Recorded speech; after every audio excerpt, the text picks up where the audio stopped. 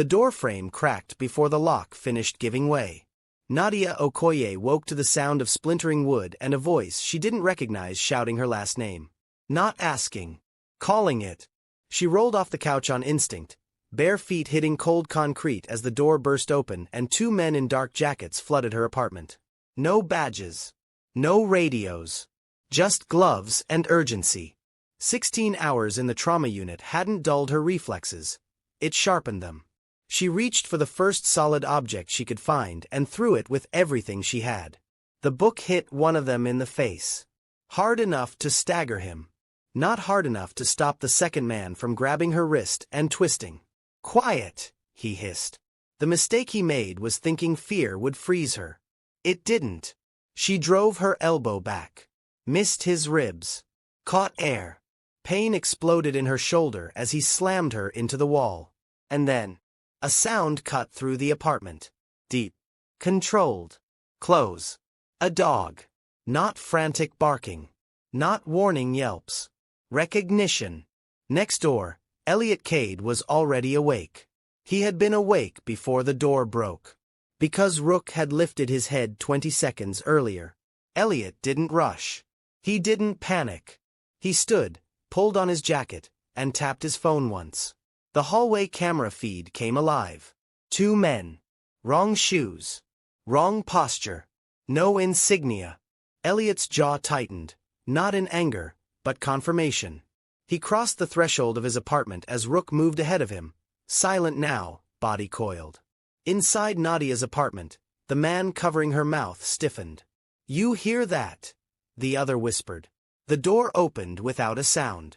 Elliot didn't raise his voice. "Step away from her." The words landed heavier than a shout. Both men turned. Rook stepped forward, teeth visible but still. "Leave," Elliot continued calmly. "Now." The man holding Nadia laughed once. A mistake. Elliot lifted his phone. "You've been recorded for 7 minutes," he said. "You've touched nothing properly. You've already lost." Silence. The man released Nadia and backed away slowly. Rook didn't move. When the intruders ran, they didn't look back. Nadia slid down the wall, breathing hard, vision tunneling as adrenaline drained. Elliot crouched a few feet away, not touching her. "You're safe," he said. She looked up at him then. Not relief. Suspicion. If you're still watching right now, pause for a second. Subscribe and stay with this story. Because what Nadia was about to learn was worse than the break-in. The police arrived 12 minutes later. Too late to matter. Nadia watched from the hallway as Elliot spoke to them. Calm, precise, unflinching. Not defensive. Not eager. Rook sat beside him like a statue. "Those cameras," Nadia said quietly. "They weren't building security." Elliot met her eyes. "No." "How long?" she asked. He didn't answer immediately. 8 months. The word hit harder than the door had. "You were watching me. I was protecting you." She laughed. Once. Sharp and hollow. "That's not the same thing." He didn't argue. "Do you want to stay here tonight?" he asked instead. "Or would you rather not be alone?" Nadia looked at her broken door. The police tape. The stranger's fingerprints still on her walls. She closed her eyes. "Less danger," she said. "Or more?" Elliot's answer was immediate. "Less." She stood. "Then I'll stay." And for the first time since the door broke, Elliot looked like a man who understood what it meant to be afraid. Subscribe before we go any further. Like this video if you felt that silence after the door broke. And tell me in the comments where you're watching from. City, country, anywhere. Because what happens next divides people. Nadia didn't sleep. Not on Elliot's couch. Not under his blanket. Not with Rook stationed at the door like a statue carved from muscle. Every time she closed her eyes, she heard the sound again. Wood tearing, breath too close to her ear, the certainty that no one was coming. Except someone had. And that was the problem. Elliot's apartment was clean in a way that felt deliberate. No clutter. No personal chaos. Nothing that suggested comfort. It wasn't cold. just controlled. Like a place designed to survive interruption. Nadia sat upright on the couch, knees drawn in, staring at the dim reflection of the city lights on the window. Elliot stood at the kitchen counter, pouring water. He didn't ask if she wanted any. He waited. You didn't just install cameras, Nadia said finally. Her voice was steady, but her hands were not. You monitored them. Yes. You tracked my schedule. Yes. She nodded once. Processing. Containing. How many times did you watch me come home? Elliot took a sip of water before answering. Enough to know when something was wrong. That's not an answer. It's the only one I have. She stood, the blanket sliding from her shoulders. For the first time, she took in his face properly. Not handsome in an obvious way. No charm. No warmth. Just calm. You decided, she said, that I needed watching. I decided you were being targeted. You didn't tell me. No. Why? Because you would have said no. She exhaled sharply. A humorless sound. So you took the choice away. Yes. The honesty landed harder than any excuse could have. Rook shifted at the doorway. Not agitated. Aware. You're not a security consultant, Nadia said. Not really. Elliot didn't correct her. What are you, Elliot? He set the glass down carefully. I solve problems, he said. On behalf of people who can't afford mistakes. That sounds rehearsed. It's practiced. She waited for more. He didn't give it. I saw the way those men moved, Nadia said quietly. They weren't desperate. They were confident. They were told you'd be alone. Her stomach tightened. Who told them? Elliot met her eyes. That's what worries me. Morning arrived without ceremony. Police reports. Insurance calls. Building management apologies that sounded memorized. Nadia answered questions on autopilot. Trauma nurse mode. Clear. Precise. Emotion removed. Elliot stood just outside every conversation. Close enough to intervene, far enough to not dominate. People deferred to him anyway. The building superintendent spoke to Elliot first. The responding officer asked Elliot where the footage was stored. Even the detective, older, tired eyes, studied Elliot longer than necessary. You live alone? The detective asked Nadia. For now, she replied. His eyes flicked briefly to Elliot. Then away. Your neighbor's cameras saved your life, he said. You're lucky. Lucky. The words scraped something raw. After they left, the hallway felt louder. Exposed. Too many eyes. Nadia didn't want to go back inside her apartment. Not yet. Maybe not ever. Elliot watched her stand there, keys limp in her hand. You can stay as long as you need, he said. No conditions. She looked at him. That's not how you operate. No, he agreed. But it's how I'm choosing to operate now. She didn't thank him. She nodded. They established rules that afternoon. No cameras inside shared spaces. No monitoring without consent. No secrets about immediate danger. Elliot agreed to all of them. Except one. You don't get to know everything I do, he said. That's not fair. It's honest. She considered pushing. Decided not to. What about Rook? She asked instead. What about him? Is he trained to hurt people? Elliot didn't soften the answer. Yes. Will he hurt me? No. Why? Because he knows who you are. That unsettled her more than fear would have. That evening, Nadia's mother arrived. Mrs. Okoye did not knock politely.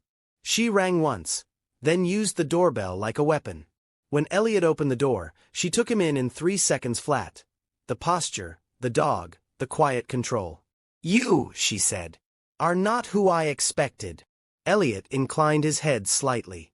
Neither are you. Nadia stepped between them. Mama. You were attacked, Mrs. Okoye snapped. And I heard it from your cousin, not you. Her gaze cut back to Elliot. And you, she continued, have a very dangerous-looking animal. Rook, Elliot corrected gently. Rook did not move. Mrs. Okoye studied him longer, then nodded once. Good dog. Nadia blinked. Inside, explanations were demanded, then cross-examined. Mrs. Okoye listened without interrupting, a skill earned through decades of disappointment and survival.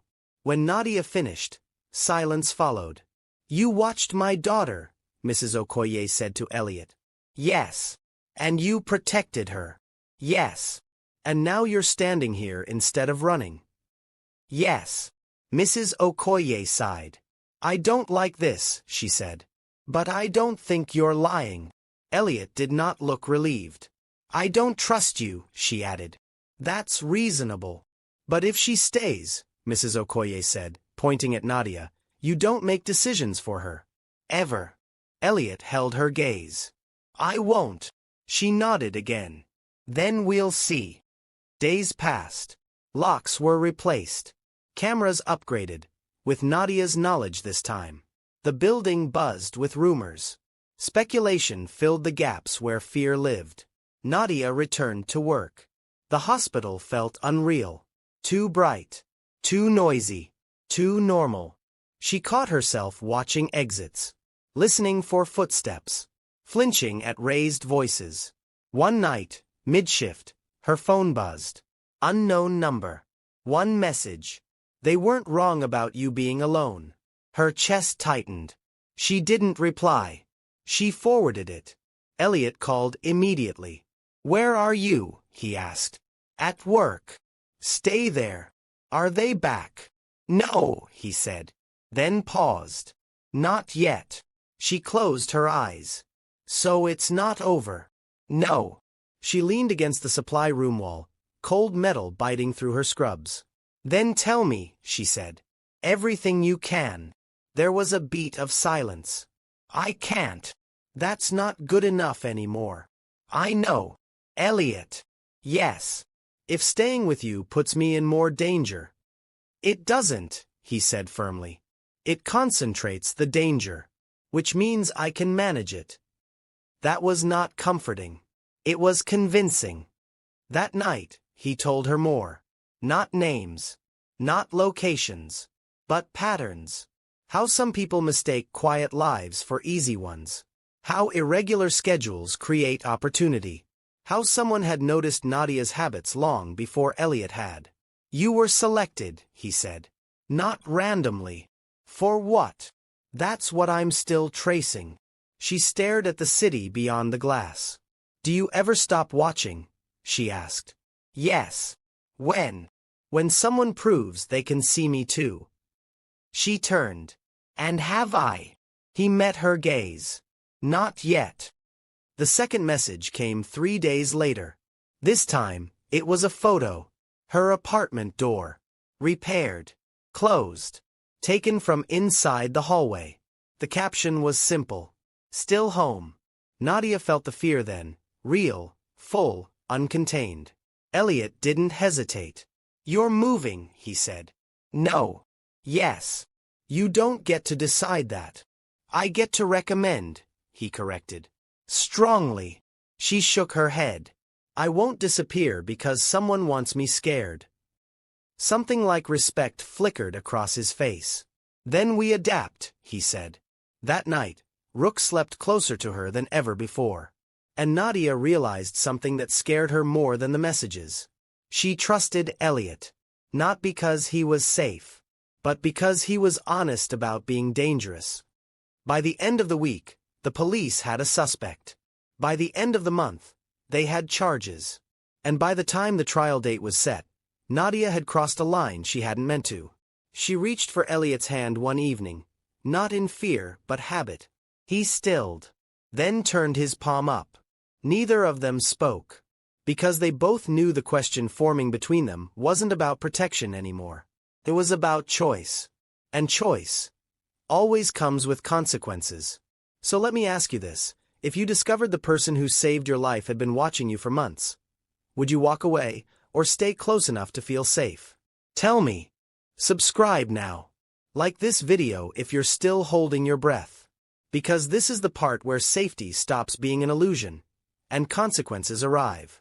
The courtroom was smaller than Nadia expected. Not dramatic. Not imposing. Just wood, glass, and quiet judgment. She sat straight-backed in the witness chair, hands folded, eyes forward. No trembling. No tears. Trauma nurses learned early how to compartmentalize pain, how to turn fear into function. Across the room, Elliot sat in the second row. Not beside her. Not behind her. Close enough to see. Far enough not to interfere. Rook wasn't allowed inside. That absence felt louder than barking ever had. The men who broke into her apartment didn't look dangerous anymore. In civilian clothes, stripped of confidence, they looked like what they were, tools that had outlived their usefulness. The prosecutor asked questions. Nadia answered. Clear. Measured. Unembellished.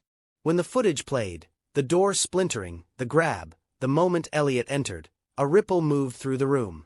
The judge leaned forward. The defense didn't object. They couldn't. Because evidence doesn't care about excuses. When it was over, Nadia stepped down without looking at the defendants again. She didn't need closure from their faces. She needed distance from the version of herself they had almost broken. Outside, reporters waited. Not many, but enough. Miss Okoye. Is it true your neighbor was running surveillance? Were you aware of his background? Is this a case of vigilantism? Elliot moved before she could respond. One question, he said calmly. The tone did it. Not volume. Not authority. Control. This case is about criminals who targeted a working woman, he continued. Anything else is noise. They kept filming. He ignored them. Nadia followed. That night, the city felt different. Not quieter. Sharper. The messages had stopped. The threats had evaporated. But something else had replaced them. Attention. Not the kind you could lock out. Elliot noticed it too. They're watching the wrong angle now, he said as they crossed the street. Who? People who think this ends when a verdict is read. She glanced at him. And does it? No, he said. It shifts. At home, they moved around each other more easily than before. Too easily. Shared space had become habit. Habit had become comfort. That scared Nadia more than the break-in ever had.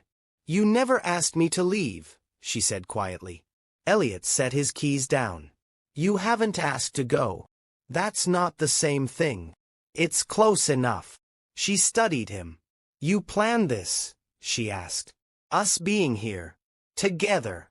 No, he said. I planned for you to survive. And everything after? That, he admitted, is improvisation. She laughed under her breath. Of course it is. Mrs. Okoye returned the following weekend. This time, she brought food. Real food. Heavy containers. The kind that said stay.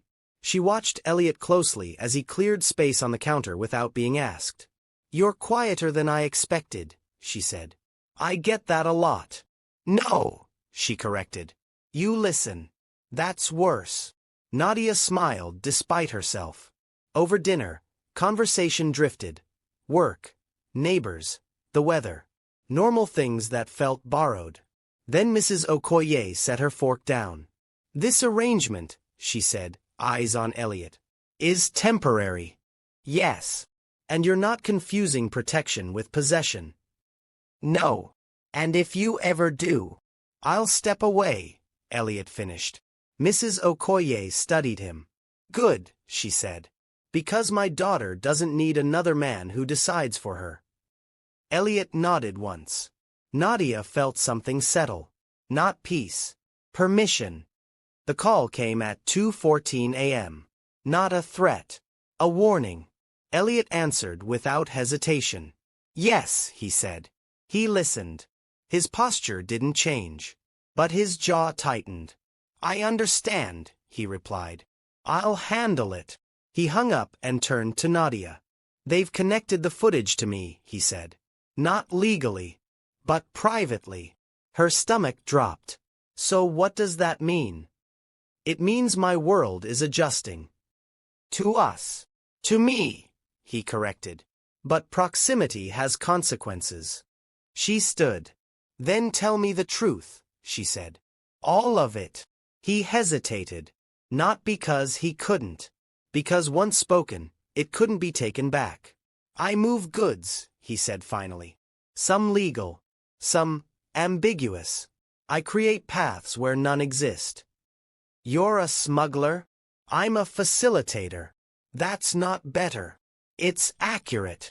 And the people you deal with are not people you want curious about you. She exhaled slowly. So being near you is dangerous. Yes. She nodded. And being away? He met her eyes. Also dangerous. Silence stretched between them. Then she surprised him. Then stop deciding alone, she said. I won't be protected like a child. Elliot studied her for a long moment. All right, he said. Then we decide together. The shift happened quietly. No announcement. No dramatic break. Just adjustments. New routines. New exits. New precautions. Nadia noticed how much Elliot adapted when she spoke. How quickly control bent into collaboration. That mattered.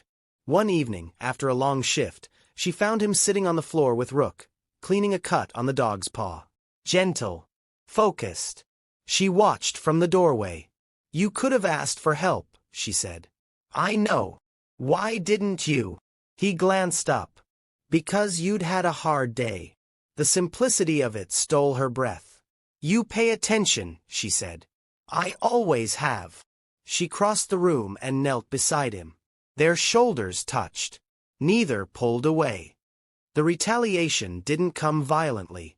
It came administratively. Frozen accounts. Delayed shipments. Inspections that arrived too quickly to be coincidence. Pressure. Elliot absorbed it without complaint.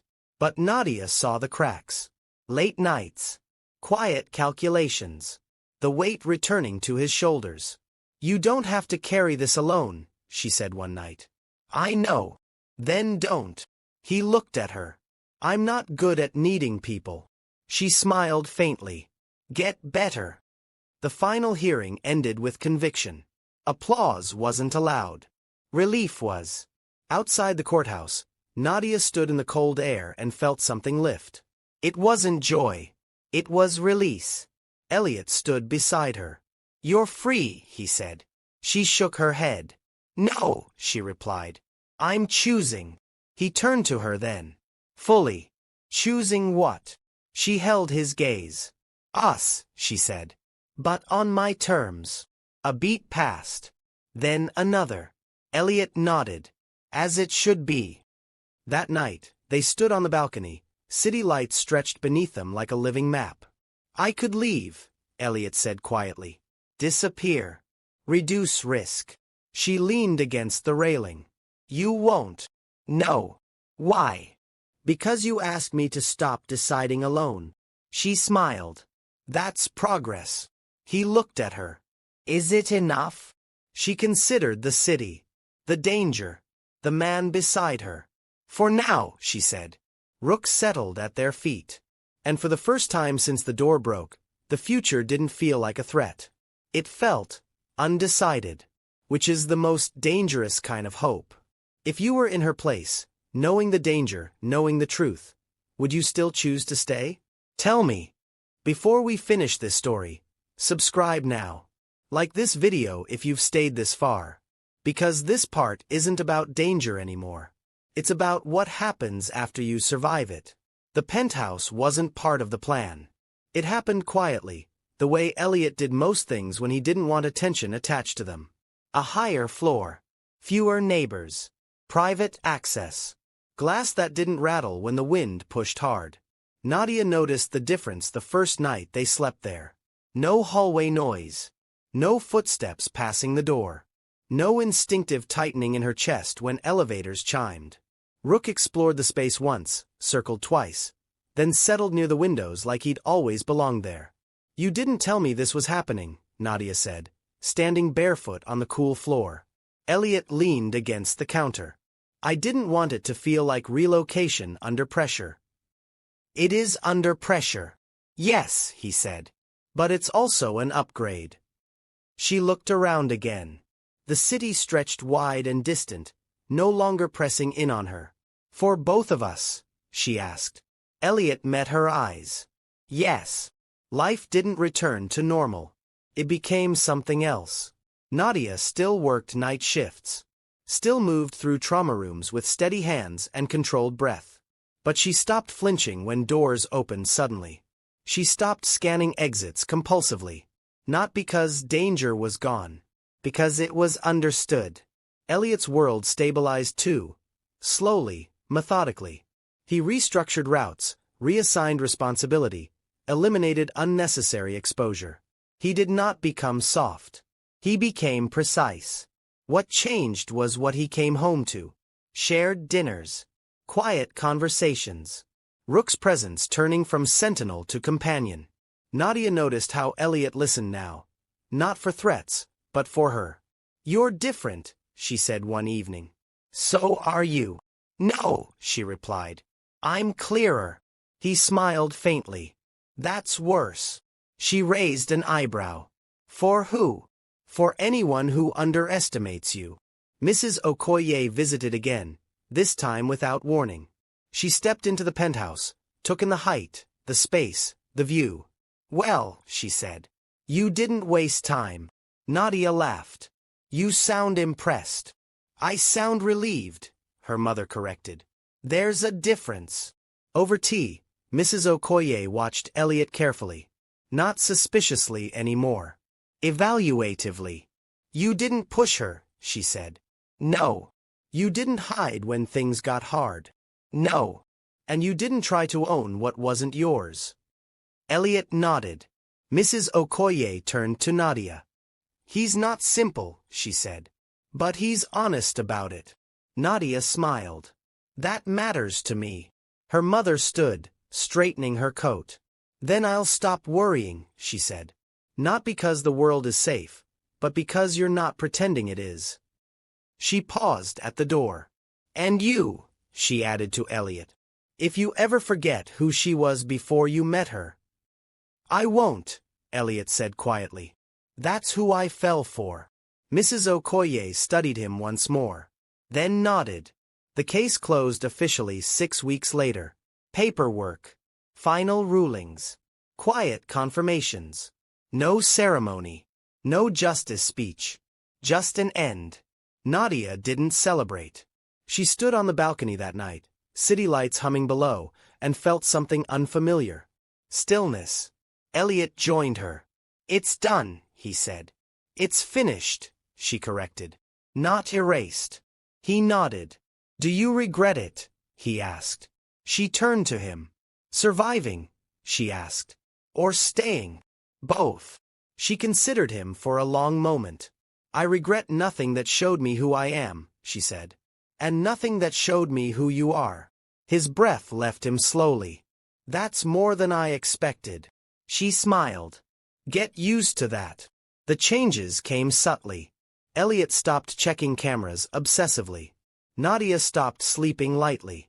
Rook started greeting guests instead of assessing them. One evening, while cooking, Nadia caught Elliot watching her. Not protectively, not cautiously. Simply, openly. What? She asked. You're home, he said. She tilted her head. So are you. That realization sat between them, heavy and grounding. They talked about the future carefully. Not promises. Not timelines. Possibilities. A yard, Nadia said once, watching Rook press his nose to the glass. For him. Elliot smiled. He'd destroy it. I know. A house, he added. Outside the city. She nodded. Eventually. And children? He asked, tentative. She didn't answer immediately. Not because she was afraid. Because she was honest. Only if we keep choosing each other, she said. Not out of fear. Not out of protection. He took her hand. That's the only way I know how to choose now. Months passed. No new threats. No warnings. No footsteps in the hallway. Just life. Imperfect, Demanding, real. Nadia woke one morning to sunlight instead of alarms. Elliot was already up, coffee waiting. Rook sprawled across the floor like he owned everything. She leaned against the counter. "Do you ever miss the quiet?" she asked. He smiled. "This is quiet," he said. She realized he was right. Not the absence of noise. The absence of fear. On the anniversary of the break-in, Nadia stood alone in her old neighborhood. Her old building looked smaller now. Less imposing. She didn't go inside. She didn't need to. Elliot waited by the car, watching her from a respectful distance. She returned to him, steady. "I'm done being chased by it," she said. He opened the door for her. Good. As they drove away, Nadia looked out at the city one last time. Not as a victim. Not as someone protected. But as someone who had chosen her life, fully aware of its risks. That night, standing on the balcony again, Nadia rested her head briefly against Elliot's shoulder. "You didn't save me," she said quietly. "No," he agreed. "You stood with me." "Yes." She smiled. "And that," she said, "changed everything." Rook shifted at their feet. The city breathed below them. And for the first time, the future didn't ask for defense. It asked for intention. So here's the question I'll leave you with. If safety meant giving up control, but love meant choosing it together, which would you choose?